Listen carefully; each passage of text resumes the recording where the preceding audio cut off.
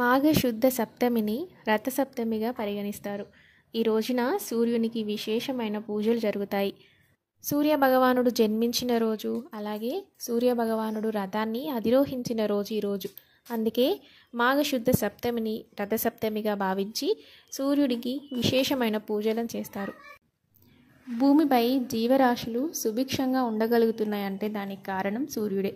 అందుకే సూర్యుడిని ప్రత్యక్ష దైవంగా భావిస్తారు. ఈ రథసప్తమి రోజున ఉదయాన్నే లేచి ఇల్లంతా శుభ్రం చేసుకొని వాకిట్లో రథం ముగ్గును వేసుకుంటారు.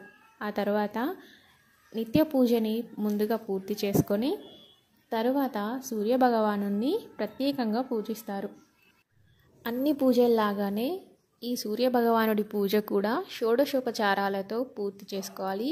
ముందుగా గణపతిని పూజించి తర్వాత సూర్యభగవానుని షోడశోపచారాలతో పూజించుకోవాలి. రథసప్తమి రోజు సూర్యభగవానుని ఎవరైతే భక్తి శ్రద్ధలతో పూజిస్తారో అలాంటి వారికి వంశాభివృద్ధి కలుగుతుంది. అలాగే ఎలాంటి అనారోగ్య సమస్యలున్నా దూరం అయిపోతాయి. అదేవిధంగా 7 జన్మల పాపాలు కూడా తగ్గుతాయి అనేది ఈ వ్రత కథ వల్ల మనం తెలుసుకోవచ్చు. ఇవన్నీ జరుగుతాయని కాకుండా సూర్యభగవానుని నిత్యం పూజించడం వల్ల మనసుకి ఎంతో సంతృప్తిగా ఉంటుంది. ఈ భూమిపై ప్రతి ఒక్క జీవి ఇంత సంతోషంగా ఉండగలుగుతుంది అంటే దానికి కారణం సూర్యభగవానుడు. అందుకని నిత్యం ఆ సూర్యభగవానుని ఆరాధన చేసుకోవడం వల్ల మనసుకి చాలా తృప్తిగా ఉంటుంది. రథసప్తమి నాడు సూర్యభగవానుడికి చిక్కుడుకాయలతో చేసిన రథాన్ని సమర్పించడం వల్ల చాలా మంచిది.